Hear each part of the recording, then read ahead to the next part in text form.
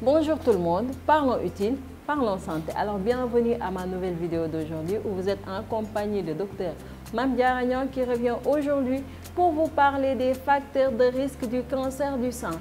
On est en octobre les amis. Dire qu'on est en octobre revient à vous faire comprendre qu'en octobre, nous devons tous nous battre contre le cancer du sein.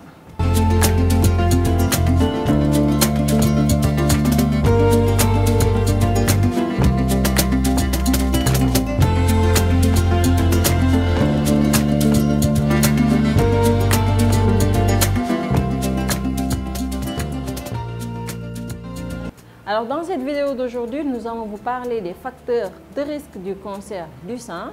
Alors cela revient à vous expliquer les éléments pouvant favoriser le développement d'un cancer du sein chez une femme.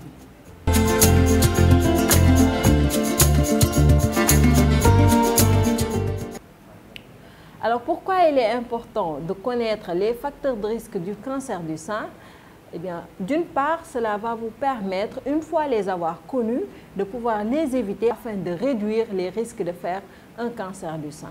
Mais d'autre part, cela va permettre de donner assez d'importance aux méthodes de dépistage afin de pouvoir découvrir assez tôt la maladie, car la gravité de la maladie va dépendre du stade de découverte.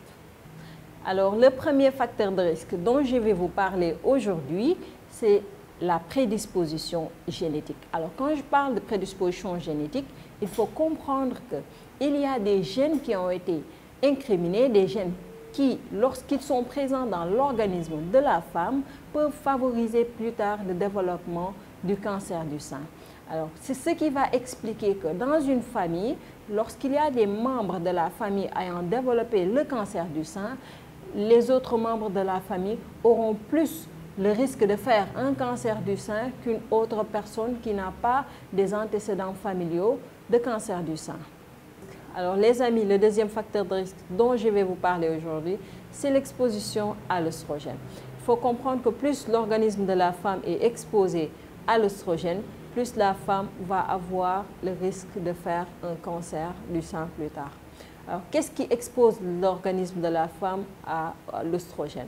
C'est très simple. S'il s'agit de l'œstrogène naturel produit par l'organisme, plus les années d'exposition sont étendues, plus la femme est exposée et plus la femme aura le risque de faire un cancer du sein. Donc cela va être défini par l'âge d'apparition des règles et l'âge de la ménopause.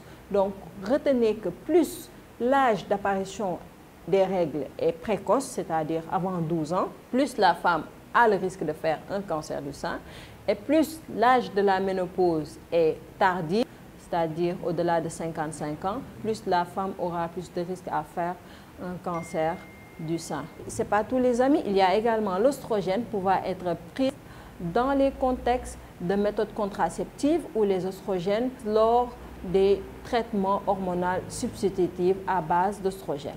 Autre facteur intervenant dans cette exposition à l'œstrogène, c'est la grossesse. Il faut comprendre que les femmes ayant plus d'enfants auront moins de risques à faire le cancer du sein plus tard, car la grossesse protège contre cette exposition à l'œstrogène.